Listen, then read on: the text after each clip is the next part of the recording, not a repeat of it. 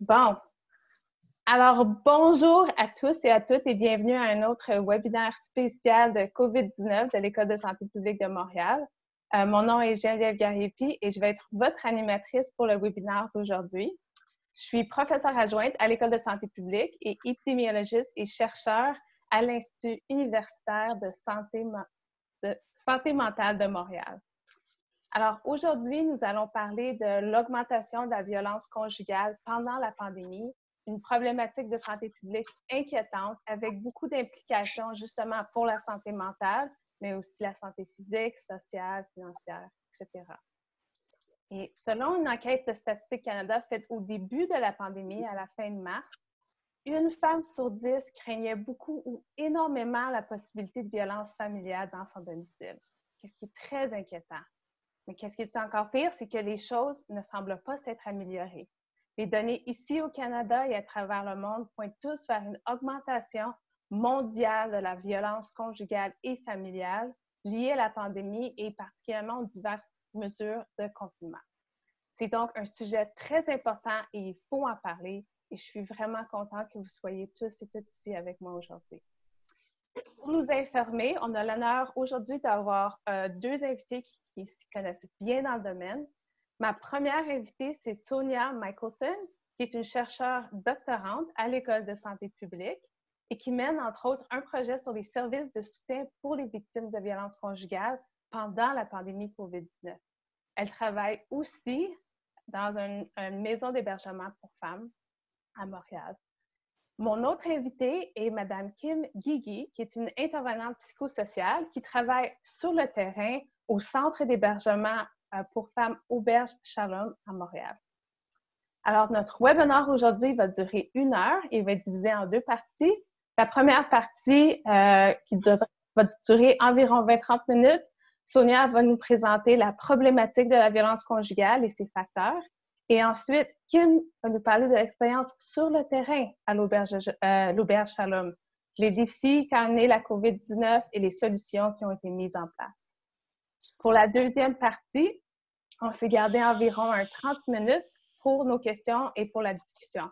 Je vous invite donc à écrire dans la fenêtre de chat Zoom vos questions, puis je vais les lire à Sonia et à Kim pendant la période de questions. Alors, un grand merci à Sonia Michelson et à Kim Guigui d'être avec nous et merci à vous tous et toutes d'être ici. Et sans plus tarder, je passe la parole à Sonia. Merci, Jen, beaucoup. Bonjour à tous. Je voulais juste vous dire bonjour avant d'arrêter mon vidéo. Je vais partager l'écran.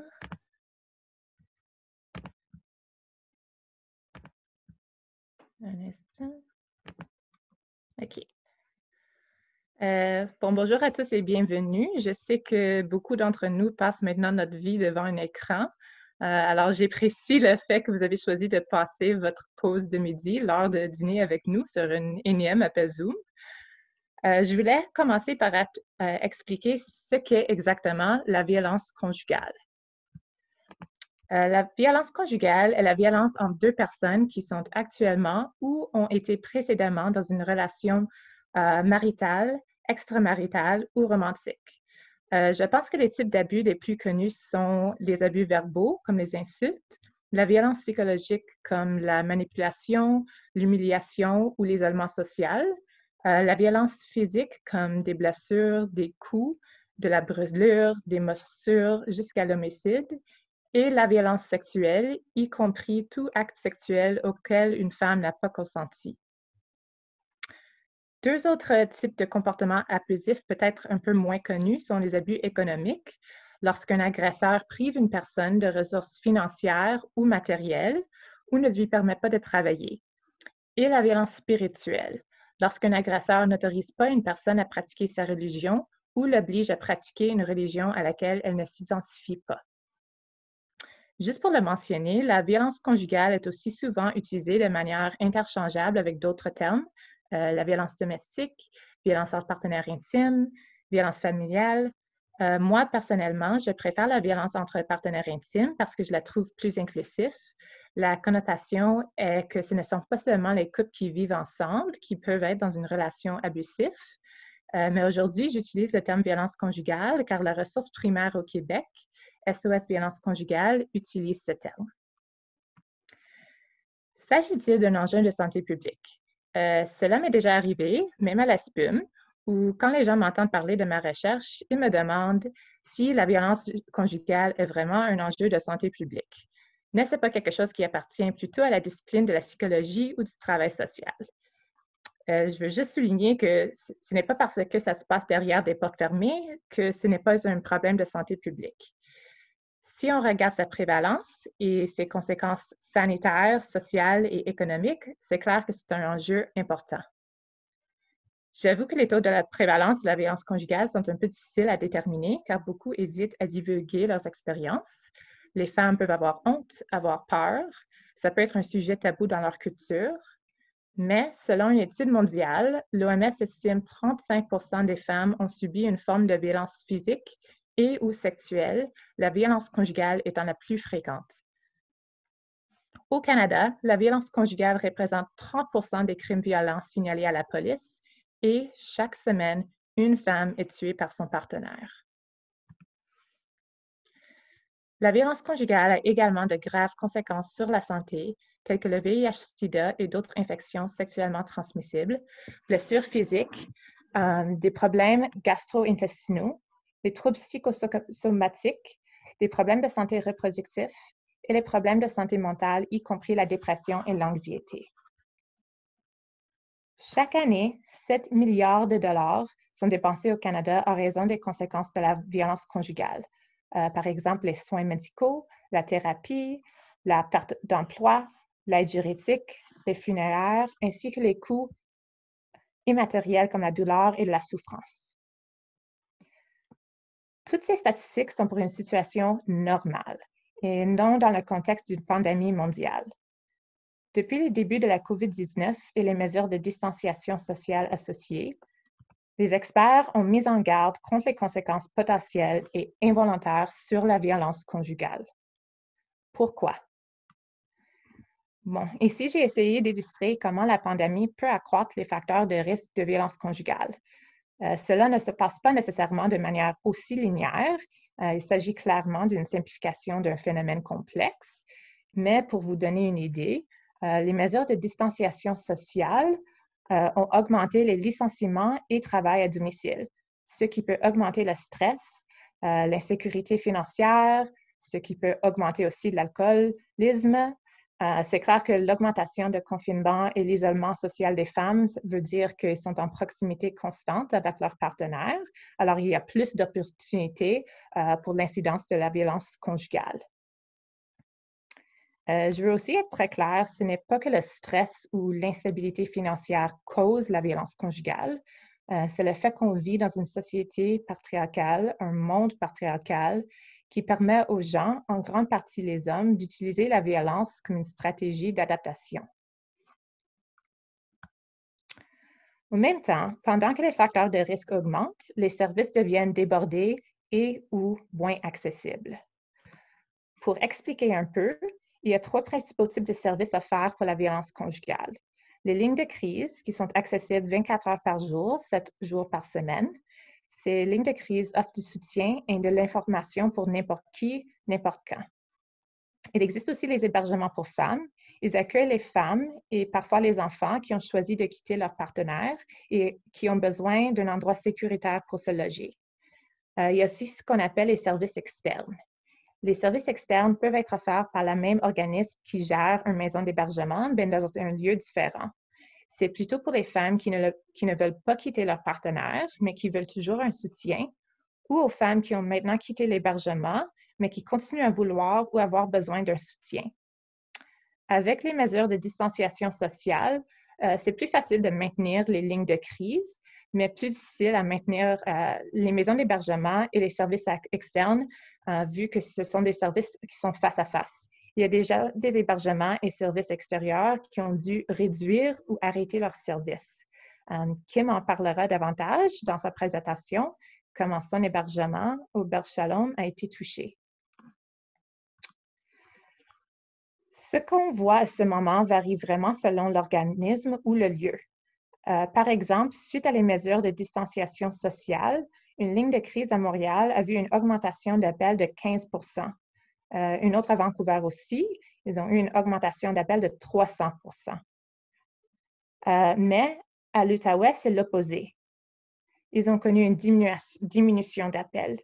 Mais ce que je veux vraiment souligner, c'est qu'une diminution peut être aussi inquiétante.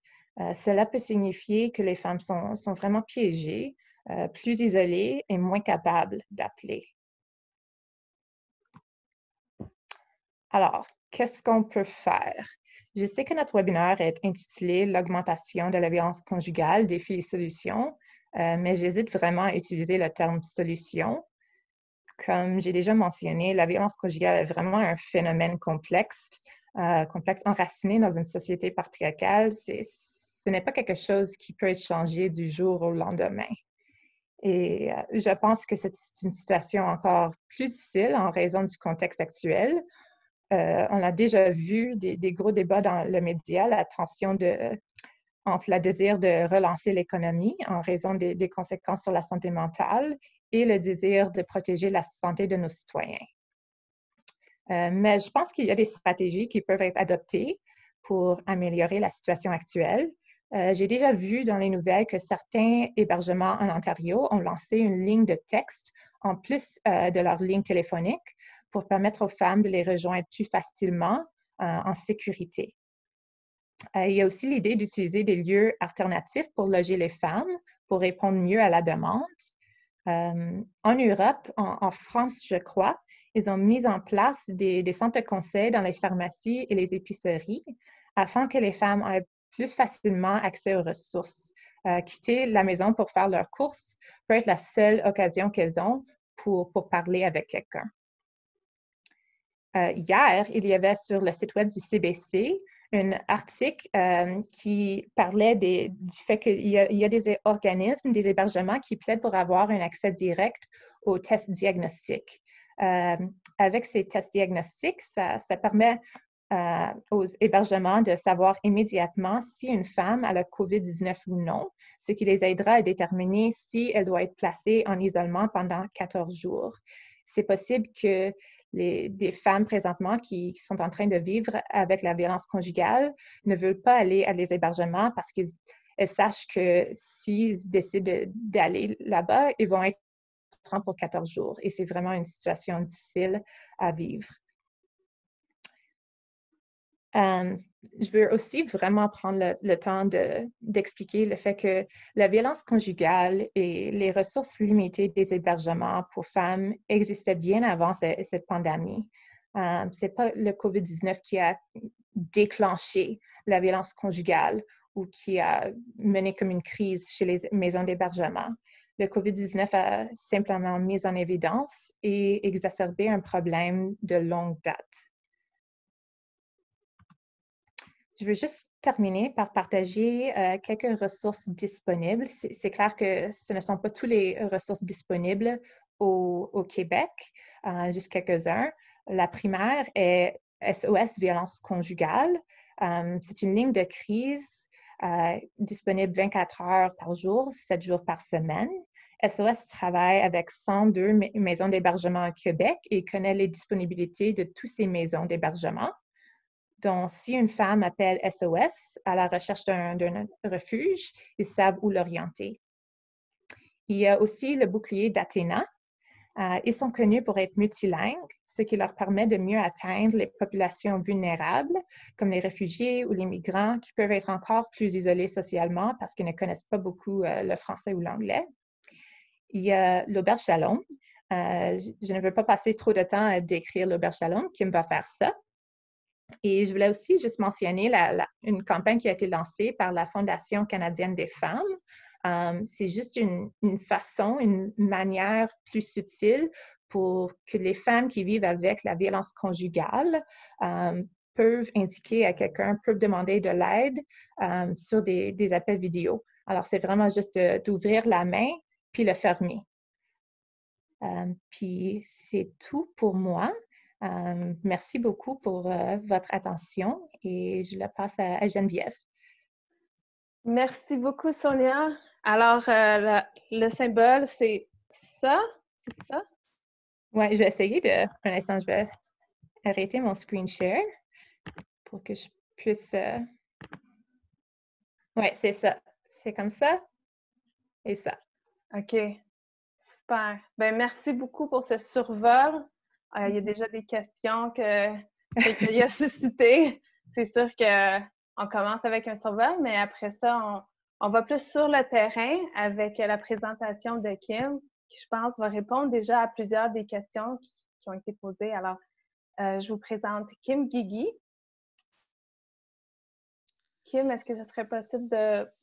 Oui, j'attends qu'elle arrête le screen share parce que moi, pour l'instant, je ne le vois pas comme une option. OK. Je vais le fermer et le rouvrir. Peut-être que ça va marcher. OK, voilà. Share computer sound. Sonia, est-ce que tu serais confortable à partager ton PowerPoint avec les gens de l'audience?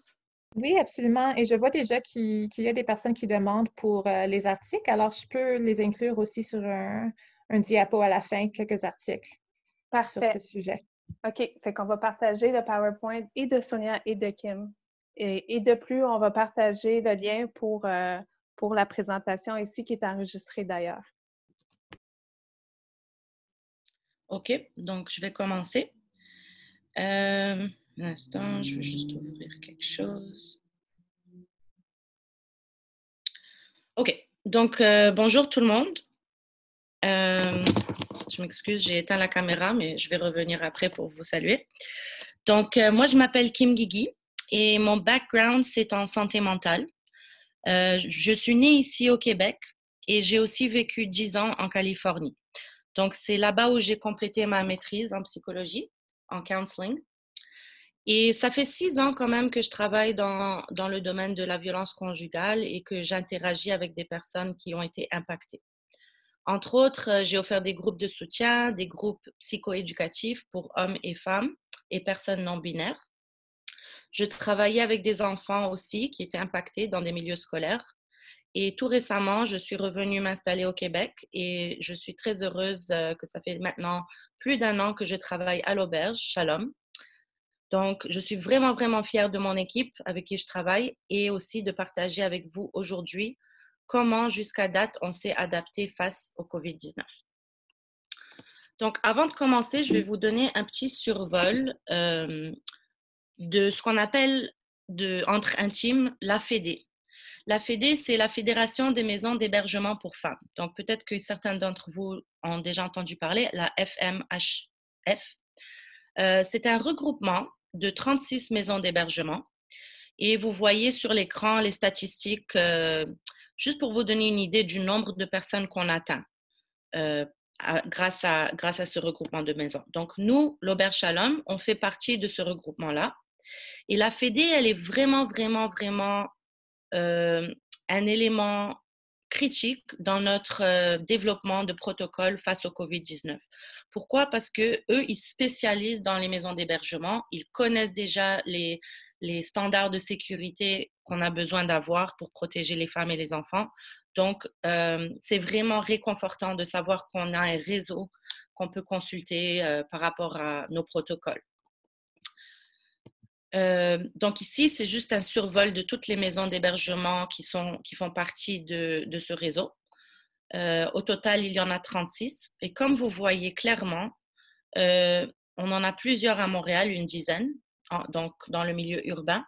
Mais dans les régions, il y en a beaucoup moins. Donc, ça donne encore plus d'obstacles pour les femmes qui habitent en région et qui ont d'autres facteurs de vulnérabilité. Ça pourrait expliquer la question que quelqu'un avait posée dans le chat avant, pourquoi en Outaouais les appels sont réduits. Ben, il y a moins de services en Outaouais, par exemple, qu'à Montréal. Donc, par défaut, les personnes en région sont plus vulnérables. Nous, aujourd'hui, on va focuser sur notre maison d'hébergement, mais c'est juste pour vous donner une idée que chaque maison, elle a sa propre culture, sa propre façon de faire les choses. Donc, c'est vraiment, la présentation d'aujourd'hui, c'est unique à l'Auberge Shalom parce qu'on a des enjeux particuliers. Donc, un peu sur l'Auberge Shalom, juste pour vous donner une idée. L'auberge Shalom, le mot Shalom, en fait, c'est un mot hébreu qui veut dire la paix. Et donc, c'est une auberge qui a été fondée en 1889 par la communauté juive de Montréal. Pardon, 1989, pas 1889. Ça fait 30 ans qu'on est en existence. Et pourquoi est-ce qu'on a développé cette maison? Pourquoi est-ce qu'elle a été fondée? C'est parce qu'il y a eu un crime fatal de violence conjugale dans la communauté juive. Et ce qu'ils ont réalisé, c'est que quand une femme a des observances religieuses, orthodoxes, juives, les obstacles sont encore plus grands pour elle parce qu'elle observe le kasher, les lois de nutrition du judaïsme. Donc, ils ont voulu créer un endroit sécuritaire pour ces femmes-là pour ne jamais qu'elles aient ces obstacles additionnels. Par contre, la maison est ouverte à toutes. Donc, juives et non-juives. Et en fait, la plupart de nos clientes ne sont pas juives. Mais on maintient quand même cet environnement, encore une fois, pour qu'elles y aient accès si elles en ont besoin. Le deuxième service qu'on offre, c'est les services externes dont Sonia vous a parlé avant. Je vais élaborer un peu dans la prochaine diapo. Et finalement, on fait des fois du réseautage communautaire et de l'éducation, comme ce webinaire tout de suite. En fait, c'est la première opportunité éducative qu'on fait depuis le COVID-19. Donc, on est vraiment content de pouvoir faire ça avec vous en pleine crise. Ici, c'est juste des images pour vous montrer notre bureau externe. On est vraiment, vraiment attristés parce qu'en fait, on vient d'emménager dans ce nouveau bureau en août et il est magnifique. Et on n'a pas eu l'opportunité d'en prendre avantage pleinement. Il a fallu qu'on ferme les portes du bureau. Et vous voyez en bas nos intervenantes qui travaillent à domicile, qui ont leurs animaux, qui leur tiennent compagnie pendant qu'ils soutiennent les femmes en détresse. C'est pas évident quand on a une femme en détresse au téléphone et ton enfant qui veut un goûter en même temps. Mais on persiste quand même. Ici, je vous fais un autre survol de nos statistiques, juste pour que vous ayez une idée en général des chiffres. Ça vient de notre rapport annuel pour l'année fiscale dernière. Donc, vous pouvez voir ici à gauche que notre taux d'occupation, il est toujours au-delà de 100%. C'est la triste réalité de plusieurs maisons d'hébergement. Ça veut dire que des fois, on dépasse la capacité des 12 lits. Par exemple, si on a une urgence et une femme juive qui soudainement veut venir, mais on est complet, on va quand même lui ouvrir les portes pour honorer notre mandat. Et en faisant ça, peut-être que vous le savez déjà, mais les maisons d'hébergement sont toujours pleines et c'est très difficile. On doit souvent refuser des femmes, malheureusement. Par contre, maintenant, dans le contexte du COVID-19, ce n'est pas le cas.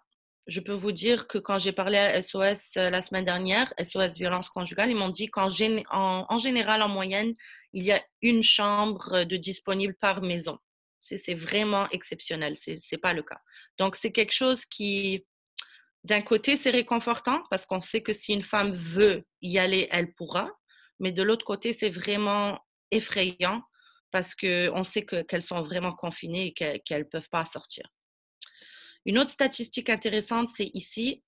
Je ne sais pas si vous voyez mon curseur. 55 jours, c'est la durée moyenne pour une femme qui reste chez nous. Eh bien, c'est sûr que pendant le contexte du COVID-19, ça a duré plus longtemps. Il a fallu qu'on fasse des extensions parce que les ressources disponibles pour transitionner la femme de façon sécuritaire et comme de la graduer de nos services d'hébergement sont très, très limitées, sinon non existants. Et la troisième chose, c'est en bas à droite, les appels de soutien. Comme elle a mentionné, Sonia, il y a des fluctuations un peu partout qui ne sont pas vraiment encore stables par rapport aux appels de soutien. Moi, je peux vous dire qu'en particulier à l'Auberge Shalom, en tant qu'intervenante, j'ai vu une chute d'appels. Par contre, les appels, la nature des appels sont beaucoup plus intenses. Je vous donne juste un exemple qui a été vraiment, vraiment difficile pour moi. J'ai reçu un appel d'une femme qui était barricadée dans sa salle de bain et j'entendais son agresseur cogner à la porte et l'insulter et elle était vraiment en détresse et elle n'avait pas où aller. Donc, imaginez-vous de recevoir des appels comme ça et de ne pas se sentir en mesure de la soutenir. D'habitude, on encourage les femmes à nous appeler quand leur agresseur n'est pas à la maison. Donc là, ce n'est pas vraiment possible. Donc, je vais vous donner une idée de où on en est rendu aujourd'hui. Et ensuite, je vais passer à vous montrer comment on est passé depuis le 2 mars jusqu'à aujourd'hui à ce nouveau plan adapté. Ça a pris beaucoup de travail. Donc, aujourd'hui, afin de réduire le nombre de personnes et les risques de contamination, la première cliente qui va être admise depuis le 7 mai, on l'attend toujours. On a ouvert nos portes depuis le 7 mai, on n'a pas encore eu d'admission, c'est très bizarre. Donc, la première femme qui va être admise dans ce nouveau contexte, elle va... premièrement, on a des restrictions. On va dire que ça doit être soit une femme seule ou une femme avec un enfant de moins d'1 an ou de plus de 10 ans. Pourquoi? Pour réduire la mobilité de l'enfant, pour que ce soit un enfant, soit qu'il est tout petit et qu'il n'a pas de mobilité, soit qu'il a 10 ans ou plus et il est un peu plus autonome et il peut suivre les règles. Juste pour vous dire, d'habitude, une femme seule, elle a plus de difficultés à trouver une maison d'hébergement si elle n'a pas d'enfant. Pour une raison ou pour une autre, c'est plus difficile pour elle. Donc, dans ce contexte, c'est un peu à l'envers parce qu'une femme qui aura plusieurs enfants, on ne pourra pas l'accommoder en ce moment, malheureusement. Ça, c'est chez l'Auberge Shalom, hein, pas dans toutes les maisons. Deuxièmement, la femme, elle sera seule avec son enfant à l'étage du haut. Donc, nous, à l'Auberge Shalom, on a 3 étages. L'étage du haut, c'est des chambres à coucher. Il y a une chambre pour l'intervenante qui passe la nuit, si jamais il y a une urgence. Il y a un salon et il y a une salle de counseling. Donc, maintenant, on a complètement converti l'étage du haut. Ça va être une femme qui a tout l'étage entier pour elle. Au lieu d'avoir 9 femmes dans 9 chambres, malheureusement, elle sera seule. Et elle aura accès à une petite cuisine qu'on a développée dans la chambre de counseling auparavant. Donc, elle aura des nourritures, des cafés, etc. pour qu'elle soit autonome quand même. Pourquoi? Parce que l'idée, c'est qu'elle va être en quarantaine pendant 14 jours sur cet étage. Bien entendu, à cause de ça, il y a des adaptations logistiques. La lessive dans notre maison, elle est au sous-sol. Il va falloir qu'on la soutienne pendant cette période et qu'on la fasse pour elle. Les repas, d'habitude, c'est sur l'étage principal. Il va falloir qu'on lui porte ses repas en haut, en sécurité, et qu'on ramène les plats pour les laver nous-mêmes. Si la femme veut fumer, si elle est fumeuse ou si elle veut avoir accès plein air, on est très, très chanceux dans notre maison d'avoir une cour arrière qui est bien enfermée et sécuritaire. Donc, ce qu'on va faire, c'est exceptionnellement, aux heures du repas, on va lui donner une permission spéciale de pouvoir descendre par les escaliers d'urgence d'en haut, de l'étage du haut. Elle pourra prendre sa pause cigarette, prendre un peu d'air dans la cour et ensuite, elle reviendra sans rien toucher par la porte principale et elle remontera les escaliers pour retourner au confinement. Donc, on va s'assurer ensuite de laver quoi que ce soit si jamais elle touche quoi que ce soit et elle portera un masque pendant qu'elle traverse les aires communs. Bien sûr, il va falloir réorganiser les tâches ménagères. Donc, d'habitude, c'est les femmes dans la maison qui ont des rencontres hebdomadaires et qui se divisent les tâches de la maison. Maintenant, ça va être que la femme qui est en quarantaine en haut sera en charge de tous les tâches et les intervenantes, il va falloir qu'on se débrouille pour réorganiser les tâches entre nous pour les 2 autres étages. Quoi d'autre? Je vais en parler un peu plus tard, mais il y a eu beaucoup de changements parce qu'on n'a plus accès aux bénévoles sur les lieux. Donc, j'en parlerai un peu plus tard. Donc là, je vais passer, juste pour vous montrer une idée de qu'est-ce qu'on va commencer à poser comme question aux femmes quand elles appellent pour être admises chez nous. Donc, vous voyez qu'il y a 9 questions très particulières qu'on va poser. Je ne vais pas les lire, mais je vais vous laisser les regarder. J'en ai highlighté 2, la 5 et la 8, juste pour vous donner une idée. Donc, la 5e, c'est « Avez-vous un emploi?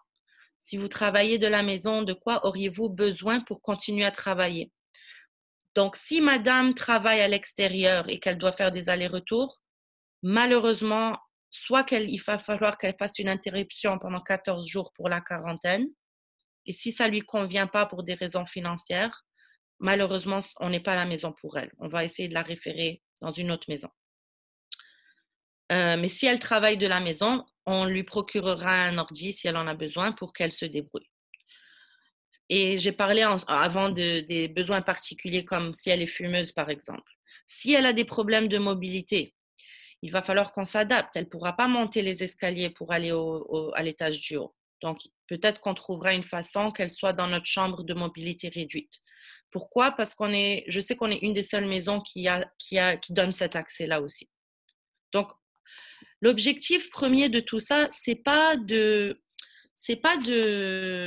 critères d'admissibilité, tout ça. C'est vraiment juste pour avoir une idée de la situation particulière de la femme, pour pouvoir la soutenir le mieux que possible et s'adapter à ses besoins particuliers. D'ailleurs, c'est ce qu'on fait toujours à l'Auberge Shalom. Ça fait partie de notre culture. Donc, comment est-ce qu'on s'est rendu du 2 mars 2020 au système d'aujourd'hui? En fait, plusieurs appels Zoom, plusieurs courriels, plusieurs affiches, plusieurs lectures, comme vous tous, j'imagine. On sait que le 2 mars, c'était le premier cas du Covid au Québec. On sait aussi que les statistiques indiquent qu'au Québec, c'est vraiment 60% des décès du Canada sont au Québec, d'après ce que j'ai regardé hier. Donc, c'est vraiment, il faut faire plus attention que même dans les autres provinces. Surtout à Montréal et surtout dans les régions urbaines où il y a beaucoup plus de contacts entre les personnes. Et nous sommes à Montréal, donc ça nous impacte directement. Bien sûr, on a affiché des choses dans la maison qui sont dans la langue des femmes qui étaient présentes dans la maison. On a pris notre protocole de pandémie du H1N1 de 2009 et on a commencé directement à l'adapter à la situation actuelle. Je vais avancer parce que je vois que je suis déjà à 15 minutes. Le 13 mars, comme j'ai dit avant, il a fallu qu'on redéfinisse le rôle des bénévoles. Donc, plus de garde d'enfants, plus de soutien en accompagnement pour que les femmes aillent en cours ou faire d'autres démarches, plus d'aide à la cuisine pour le tri de dons. Donc, et en plus, nos bénévoles sont, la plupart d'entre elles, des femmes âgées, des femmes en retraite, donc une population très vulnérable. On voulait vraiment les protéger. Mais elles sont tellement magnifiques qu'elles ont insisté, elles ont vraiment voulu persister à nous soutenir. Donc, on a redéfini leur rôle. Elles font des courses pour nous, elles font des transports entre la maison et les travailleurs à domicile, que ce soit pour des papiers, des chèques, des choses administratives. Et bientôt, on va peut-être développer un plan pour qu'elles fassent du soutien virtuel avec les femmes qui sont confinées et qui ne vivent pas avec leur agresseur. Donc ici, c'est juste quelques images de la maison pour vous montrer les mesures qu'on est en train de prendre pour la distanciation sociale et d'autres mesures de prévention. Je vais vous montrer un film d'ailleurs à la fin de la présentation qui va vous donner vraiment un aperçu et ces photos-là viennent du film. Donc, encore tout le mois de mars, des protocoles. Ici, vous voyez le petit binder de protocoles qu'on a dans notre bureau d'admission, qu'on est constamment en train d'imprimer des nouvelles choses et de le populer pour que toutes les intervenantes soient mises à jour, peu importe l'heure de leur shift. Une autre chose à noter qui est vraiment importante, et vous le verrez dans le film, c'est qu'on a un comité conseiller médical qui s'est formé. On est très chanceux d'avoir sur notre CA une docteure qui a mené ce projet. Et vous allez le voir dans la vidéo plus tard. Moi, personnellement, en tant qu'intervenante, c'est une des raisons principales pour laquelle je me sens encore confortable d'aller au travail. Parce que je sais que c'est guidé par ce comité médical et ça me réconforte énormément. Malheureusement, à partir du 20 mars, il a fallu qu'on prenne des mesures un peu plus avancées. Les femmes qui étaient dans la maison, il a fallu qu'on leur annonce que si elles veulent rester, il va falloir qu'elles arrêtent de sortir de la maison. À part, bien sûr, pour prendre de l'air, fumer ou prendre une petite marche, ou si elle a une démarche absolument essentielle, par exemple, d'aller en cours pour la garde des enfants. On a rajouté une table dans la cuisine pour pouvoir éparpiller les femmes encore plus pour qu'il y ait plus de distance. Et notre organisme a reçu un peu de sous pour pouvoir commencer à payer pour les taxis pour les employés qui n'ont pas d'auto, pour éviter les transports en commun. On a aussi développé un protocole pour les femmes symptomatiques, donc ça c'est venu du comité médical, ou pour les employés symptomatiques. On a augmenté la distanciation de 1 mètre à 2 mètres en suivant les recommandations gouvernementales.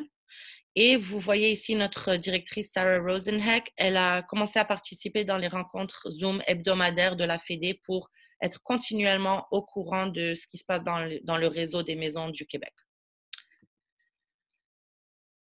Sonia a parlé déjà des ressources alternatives, mais moi je vais passer au 23 avril. C'était vraiment difficile pour nous. Il a fallu qu'on annule le plus grand événement annuel où nous faisons des levées de fonds, où on reçoit jusqu'à 60% de notre budget annuel. C'était supposé d'être le 23 avril. À la place de cet événement, on a fait la vidéo que je vais vous montrer à la fin. Mais c'était vraiment, on est chanceux quand même, parce que je sais qu'il y a beaucoup d'autres maisons d'hébergement qui ont été vraiment impactées financièrement et qu'il va falloir qu'ils coupent beaucoup de services à cause de ça. Et le 27 avril, après beaucoup de débats, on a développé une politique interne de port de masque. Je ne vais pas rentrer trop dans les détails, mais pour vous donner une idée, quand on est en contact avec une cliente ou avec une autre intervenante, on doit porter le masque dans la maison. Et quand on sort à l'extérieur, bien sûr, on ne peut pas nous dire quoi faire en dehors de notre travail, mais on nous encourage à le porter si on fait des épiceries ou quoi que ce soit. Et on est tous dédiés à la sécurité des femmes, donc on prend ça vraiment sérieusement. Et bien sûr qu'on a un gros lien de confiance entre nous, les travailleurs à l'Auberge Shalom, de savoir qu'on prend toutes les mesures nécessaires pour réduire les risques. Les femmes aussi ont accès à des masques, à tous les matériaux de nettoyage qu'elles veulent dans la maison si elles le veulent. Donc, ça me ramène au plan d'aujourd'hui qu'on a déjà discuté et qui est mis en effet à partir du 7 mai. Donc, c'est tout pour moi. Je vais vous jouer ce film qui dure 5 minutes. Puisqu'il nous reste juste 20 minutes dans la présentation, je vais juste vous montrer 2 petites minutes et on va passer aux questions.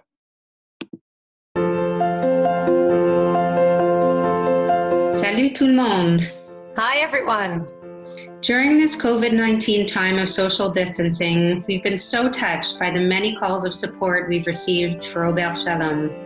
As the world stays home to stop the spread of this virus, home isn't a safe place for everyone, and domestic violence is on the rise. Pour cette raison, nos portes restent ouvertes. So what does running an essential service look like during COVID days? Keep watching and get a glimpse behind the people of Auberge Shalom, and let's honor their passion and dedication.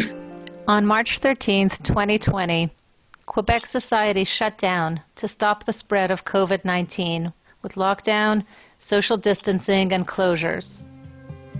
Our team immediately responded to numerous challenges of this new reality and adapted our services. We quickly put in place a medical advisory committee to ensure our clients and staff stay safe and healthy. Our work was transformed.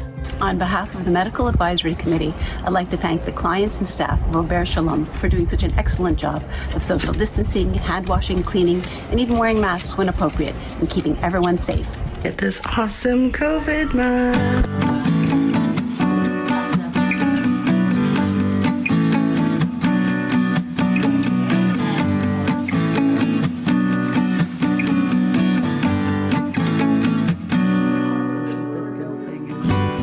We used to eat communally and have lively discussions. Now everyone eats separately. The counselors who used to see clients face-to-face in our external office began working remotely from home.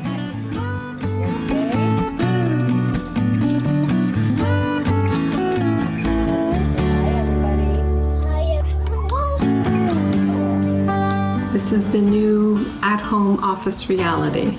How are you feeling? What's gallery mode? I can't wait until all the volunteers are back. We miss you so much. Because of stress and isolation, domestic violence is more likely and more severe, with fewer options for women and children to find safety. Calls from women to the provincial hotline SOS Violence Conjugale have gone up by 20% since COVID-19. 4 years ago, I was in isolation, just like we all are today. Except I was in isolation because I was with an abusive partner who wouldn't let me live my life. We're so thankful to have received an offer of hotel rooms in addition to our shelter to house some of our clients during this pandemic. If the phone isn't ringing, sometimes we're even more concerned because we know that women are having trouble reaching out and getting the help that they need. It was like a nightmare. And then I find Auberge Shalom. And then they like... Donc, je vais arrêter la vidéo pour donner le temps pour les questions. Je vais partager le lien de toute façon si vous voulez le voir plus tard. Merci. Merci beaucoup, Kim. Merci, Sonia. Alors, on a déjà quelques questions. Alors, comme il nous reste peu de temps, je vais tout de suite commencer. J'avais une question qui avait été posée auparavant par mes collègues. Le titre du webinaire parle d'une augmentation de la violence conjugale alors que certaines personnes pensent que le confinement a un effet dissuasif sur le dénoncement. Je voulais savoir, Kim et Sonia, qu'est-ce que vous en pensez et si vous pouvez peut-être parler un peu plus de cet enjeu. Comment est-ce qu'on peut encourager l'appel à l'aide? Sonia, tu veux commencer? Comme tu veux. Mais je peux juste dire rapidement que peut-être il y a l'idée qu'il y a un effet dissuasif juste à cause qu'il y a comme des hébergements comme l'Auberge Shalom qui ont connu moins d'appels. Mais encore, ça ne veut pas dire qu'il y a une diminution, une baisse dans l'incidence de violence conjugale. Ça peut juste simplement dire que les femmes ont moins d'opportunités d'appeler les services. Alors, ça peut apparaître comme c'est moins d'un enjeu, mais c'est juste le fait que c'est encore beaucoup plus difficile. Kim, veux-tu rajouter quelque chose? Oui, juste pour mentionner que je pense que vraiment de passer d'un appel téléphonique vocal où on entend l'audio à des textos, c'est la direction. Des textos ou les applications où ça peut être fait silencieusement. Parce que, évidemment, si les agresseurs sont autour, ça ne marche plus les appels comme avant. Super, oui. Merci beaucoup. Une autre question de Muriel et de Atrévisan qui est semblable. Certaines personnes pensent que lorsqu'une violence conjugale ou familiale a lieu, ce n'est pas à la femme de quitter la maison, mais à l'abuseur de le faire. Et ce, sous surveillance policière et judiciaire. Et d'ailleurs, Atrévisan demande, le fait qu'une femme porte une plainte, ce n'est pas assez pour que l'agresseur soit mis en prison ou le garder en sécurité dans la maison.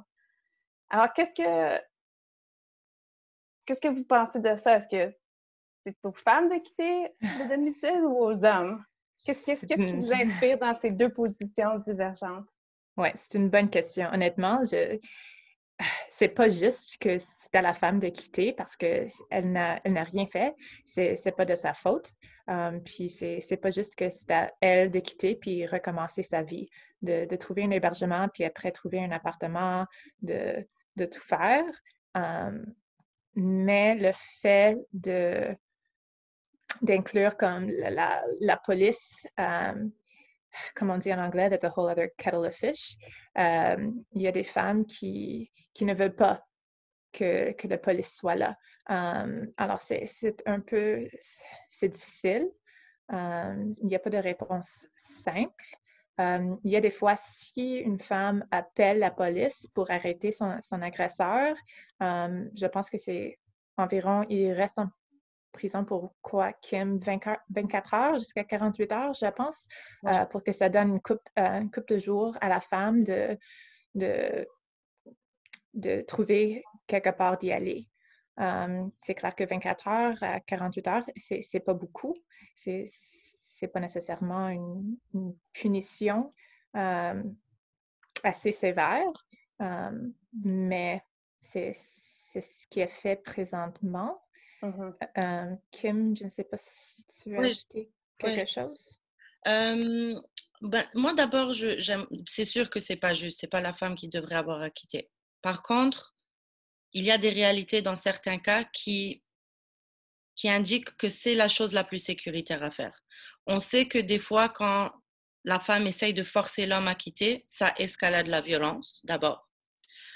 De deux, si l'homme est forcé à quitter, peut-être qu'il n'est pas sur le bail, peut-être que, en tout cas, peut-être que le landlord le renvoie, mais ça ne veut pas dire que la femme va être en sécurité. Il va peut-être revenir, la harceler, l'agresser, l'intimider, et faire des crimes pour rentrer dans la maison. Donc, ce n'est pas nécessairement la meilleure solution. Donc, moi, personnellement, quand une femme me parle de ça par téléphone, je vais faire une évaluation de sa situation particulière. Si, par exemple, c'est de la violence psychologique, ce n'est pas la même chose que si c'est de la violence physique. Je vais peut-être avoir une différente opinion là-dessus. Une autre chose, pourquoi ça existe les maisons d'hébergement? Parce que notre location, elle est anonyme. Il n'y a personne qui sait où on est. Donc, en venant chez nous, elle est protégée physiquement de son agresseur. Même s'il essaye de venir, vous avez peut-être vu dans la vidéo, on a des caméras, les portes sont barrées, etc. On a des boutons de panique, la police vient immédiatement s'il y a quelque chose. Ce n'est pas le même niveau de sécurité que chez elle. Donc, il y a toutes ces considérations à prendre en ligne de compte. Maintenant, oui, une autre chose que je voulais mentionner, c'est que oui, on peut appeler la police. Mais ce qui arrive souvent, c'est que si la femme, elle n'est pas sûre, elle pense qu'elle veut le quitter, mais elle n'est pas sûre encore. Et on sait qu'il y a des cas où elle est sûre et elle retourne quand même. C'est quand même très profond, l'abus psychologique qui vient dans ces cas. Donc, même si elle décide de quitter et elle appelle la police, si elle change d'avis après, le fait qu'elle a appelé la police, ça va aussi inviter une réaction violente du partenaire.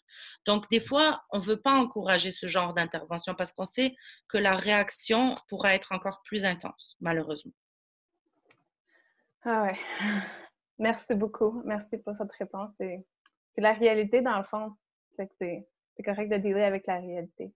Une autre question qui nous vient de Tania Kesnel qui demande simplement, je pense que c'était pour ta présentation, Kim, pourquoi habituellement une femme seule sans enfant a plus de difficultés à avoir une place dans une maison d'hébergement? Est-ce que tu peux expliquer un peu plus? Oui, c'est une question un peu... C'est une question un peu de reliée comme à l'argent qu'on reçoit, à notre budget, pour pouvoir donner comme accès au plus de personnes que possible à nos services et à nos chambres. C'est aussi une question de ressources.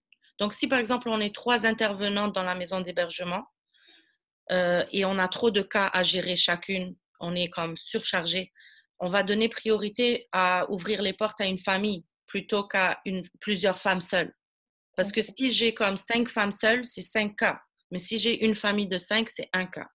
Donc, ça a un rapport avec ces choses-là. OK. Une autre question qui nous vient de Big Kiss. Est-ce qu'il est possible de partager vos réflexions sur les stratégies à mettre en place pour mieux comprendre les obstacles liés au rapport socio-culturel du genre, d'une part, et d'autre part, aux peurs liées à des statuts d'immigration qui rendent la condition de la femme précaire?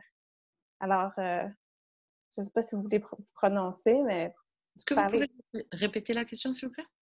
Oui, dans le fond, on parle peut-être des barrières ou des obstacles culturels ou de langage, ou peut-être aussi par rapport au genre, qui viennent jouer un rôle tant qu'aux personnes qui viennent chercher de l'aide pour la violence conjugale. Est-ce que vous avez des réflexions par rapport à ça, Sonia? Je pense que des fois, c'est un défi pour les femmes qui viennent d'une autre culture de quitter leur maison puis aller à une maison d'hébergement juste à cause que la vie quotidienne chez l'hébergement est très différente de ce qu'elle est d'habitude. Alors, peut-être Kim peut aussi élaborer sur ça à cause que Auberge Shalom, c'est un hébergement juif. Alors, l'idée est de créer un environnement où une femme juive peut y aller, puis on respecte les traditions, les normes, les valeurs pour qu'elle se sente assez à l'aise. Et ça augmente la chance qu'une femme juive va décider de quitter son partenaire, sa maison, à cause qu'elle a un endroit où elle se sent à l'aise. Alors, je crois que c'est certainement un défi. Parce qu'aussi, les maisons d'hébergement, c'est un regroupement de plusieurs femmes, de plusieurs milieux culturels. Alors, c'est assez difficile comme des fois, c'est un défi à l'Auberge Shalom parce que vu qu'on est un hébergement cachère, les femmes n'ont pas le droit de cuisiner. Ce sont des chefs qui le font. Mais si on a une femme qui vient d'un autre milieu socioculturel, c'est vraiment la nourriture, la bouffe est vraiment une grande partie de la culture. Alors, si elle n'a pas le droit de cuisiner, puis elle reste chez nous pour 2-3 mois, c'est quelque chose de très difficile à vivre avec. Ça semble comme un peu flou, juste quelque chose assez simple que ça, un repas, mais il y a vraiment un impact. Il y a aussi le fait, la langage. La majorité des hébergements au Québec parlent français, anglais aussi, des fois l'espagnol, mais c'est des fois très difficile. On doit engager des interprètes pour nous aider. C'est très difficile à comprendre la situation d'une femme, de donner des conseils si on ne peut pas vraiment communiquer avec elle. Alors, c'est quelque chose que on a besoin, je dirais, plus de ressources pour ça. C'est difficile de toujours engager des interprètes. Oui, c'est très difficile. Mais juste aussi d'avoir en ligne sur les sites web, si c'est possible d'avoir des infos, non seulement en anglais ou en français, mais en d'autres langues. Kim, je ne sais pas si... Oui, tout d'abord, c'est une matière d'intersectionnalité. Oui, absolument. C'est clair et évident qu'il y a des femmes qui ont plusieurs facteurs de vulnérabilité qui s'accumulent les uns sur les autres. Je peux vous dire que l'année fiscale dernière, 57% de nos femmes hébergées n'étaient pas originaires du Canada. Elles venaient d'ailleurs. Donc, c'est quand même un grand pourcentage de la population qu'on dessert. Probablement en majorité parce que celles qui n'ont pas tellement de facteurs de vulnérabilité ont d'autres ressources, ont accès à de la famille, des amis, des sous, etc. Donc, c'est quelque chose qu'on considère constamment en tant qu'organisation féministe. On se considère quand même intersectionnel à l'Auberge Shalom. Et on prend toutes ces choses-là en ligne de compte. On s'adapte, comme Sonia l'a mentionné, avec plusieurs choses. Tout récemment, on a eu une cliente, sans nommer d'informations, qui ne parlait pas la langue, ni français ni anglais. Et on a découvert qu'il y a une machine qui travaille avec le Wi-Fi et qui traduit pendant que tu parles, avec comme 60 langues. Elle coûte juste $200. Alors, dès qu'on a appris ça, on l'a commandé. On est d'ailleurs en attente de la recevoir. On a vraiment hâte d'avoir ça de dispo chez nous. Donc, si jamais quelqu'un veut ça dans ses maisons d'hébergement ailleurs, ça serait excellent parce que comme le mentionne Sonia, dans les régions, parfois les intervenantes ne parlent pas même l'anglais des fois, juste le français ou quoi que ce soit. Donc, ça peut vraiment aider les femmes à avoir plus d'accès. Par rapport à la nourriture, oui, c'est une grosse considération. Puisque la bouffe est cachère chez nous, ça ouvre aussi la porte aux femmes musulmanes parce que la bouffe qui est cachère par défaut, il n'y a pas de porc et par défaut, c'est halal. Donc, ça ouvre les portes pour elles aussi. Mais c'est sûr que si c'est un enjeu critique pour la femme, des fois, on va l'encourager à transférer dans une autre maison. Ou même avant même de l'accueillir, on va lui dire « Est-ce que tu es sûr que c'est un bon match pour toi ici? Peut-être qu'on peut te trouver quelque part d'autre. » Pour ne pas que... Parce que toutes ces choses-là, c'est des choses qui vont jouer ensuite dans sa décision de continuer vers l'autonomie ou de retourner chez son agresseur. Donc, on veut vraiment faciliter le plus que possible son confort, etc. Il y a plusieurs personnes qui posent la question, c'est quoi le nom de la machine qui fait la traduction? J'ai aucune idée. Smart quelque chose, mais je peux l'envoyer après si on a accès à un email qu'on peut envoyer à tout le monde. Oui, ou sur le site web. Ou peut-être si on va partager nos diapos, peut-être tu peux l'inclure sur un diapo. Je travaille pas pour la compagnie. Hein? Non. OK, il ne nous reste pas beaucoup de temps, mais une question qui est revenue souvent, c'est en tant que citoyenne et citoyen, voisin, voisine, qu'est-ce qu'on peut faire de plus ou de mieux pour la protection des femmes et de leurs enfants en contexte de violence? C'est quoi notre rôle? Mais je peux parler moi d'abord. Je pense que notre rôle, c'est vraiment qu'il faut commencer par la prévention. C'est la nouvelle génération, c'est les enfants, c'est comment on les éduque. Et d'ailleurs, l'Auberge Shalom, on vient de démarrer un programme pour les enfants et leurs mamans. On a reçu une grosse bourse pour ça. Pourquoi? Parce que c'est là que ça commence. Je ne sais pas, peut-être vous connaissez les ACE Studies, Adverse Childhood Experiences, qui démontrent clairement que le plus d'expériences traumatisantes qu'un enfant a, le plus de vulnérabilité il a plus tard pour il ou elle, pour des maladies chroniques, des troubles de santé mentale, etc. Donc, c'est pour ça qu'on a commencé ce projet. Démarrer dans les écoles, faire des présentations de l'éducation au bas âge. Une autre chose, bien sûr, c'est qu'on a besoin des alliés. On a besoin que les hommes s'allient aux femmes, qu'ils utilisent leurs privilèges pour éduquer les autres hommes, pour promouvoir l'abolition du patriarcat. Donc, quoi d'autre? Sonia, est-ce que tu as d'autres idées? Non, ça, c'est vraiment la grande partie. Les maisons d'hébergement sont absolument nécessaires, mais ça ne s'attaque pas aux causes de la problème. C'est vraiment, on a besoin de changer notre société et Même le système, oui, tous les systèmes, le système légal. Oui, le système, exactement. C'est ça. Complètement défavorisant. Mais aussi de ne juste pas, si vous connaissez quelqu'un qui est en train de vivre avec la violence conjugale, c'est clair que c'est un sujet sensible, mais des fois, comme on a l'impression si on l'encourage à le quitter, ça va lui aider, mais des fois, c'est une décision très difficile. Il y a les aspects romantiques, le fait que peut-être elle a des enfants avec lui, les enjeux financiers. Il y a plein de facteurs qui rentrent dans cette décision. Oui, c'est ça. Alors, des fois, comme lui pousser de quitter, c'est pas une bonne idée. C'est juste vraiment d'être là à l'écoute, d'une manière sans biais, sans jugement, parce que sinon, elle peut aussi penser que si elle ne prend pas votre suggestion, toi, tu lui juges. Ouais. Et ça lui rend encore plus isolée. Alors, de juste vraiment être patiente, être sensible, pas de jugement, juste vraiment l'écoute active. Oui, effectivement. Et à l'Auberge Shalom, on prend toujours cette position. On encourage la femme à explorer les deux parallèles en tout temps. On ne la juge pas. Si elle choisit de retourner chez son partenaire et qu'elle a le courage de nous le dire, parce que des fois, elles ne nous le disent pas et elles retournent, on le sait. Mais des fois, elles ont le courage de nous le dire. On les aide à faire des plans de sécurité. On leur donne des outils. Et on sait qu'elle va retourner un peu plus outillée qu'elle est venue chez nous. Donc, on n'est pas là pour leur dire quoi faire. On respecte ses choix, on respecte son autonomie et on sait que c'est elle qui doit faire ce choix. Donc, si on est voisins, amis, etc., c'est vraiment ça qu'on peut faire. C'est juste donner de l'écoute, du non-jugement et de donner de l'espace à la femme, de prendre le temps d'explorer ses options.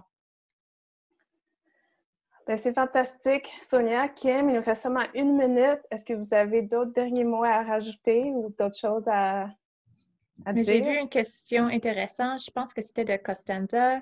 Oui. La question était, c'est quoi le pourcentage de femmes qui décident de retourner à leur agresseur? Je connais pas le pourcentage exact, mais il y a un statistique assez bien connu. Environ, ça prend 7 fois de quitter un agresseur, puis après retourner 7 fois avant qu'elle quitte finalement. Wow. Alors, c'est un long processus. En effet. C'est pas la première fois qu'elle décide d'y aller chez une maison d'hébergement que tout est réglé. C'est vraiment c'est un long processus. Alors, c'est pourquoi la patience est vraiment importante.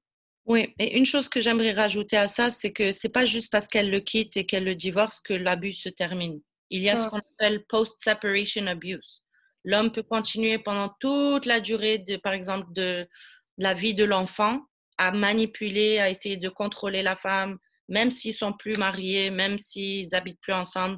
Donc, on voit ça souvent. C'est pour ça qu'on a aussi des services externes qui suivent les femmes, même après, parce que ça continue, malheureusement. Sonia Michelson et Kim Guigui, merci beaucoup. C'était vraiment extraordinaire. Merci beaucoup. Merci pour l'opportunité.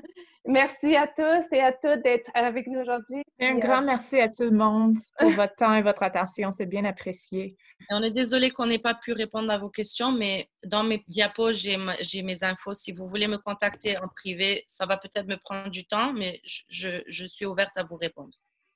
Excellent. Merci beaucoup.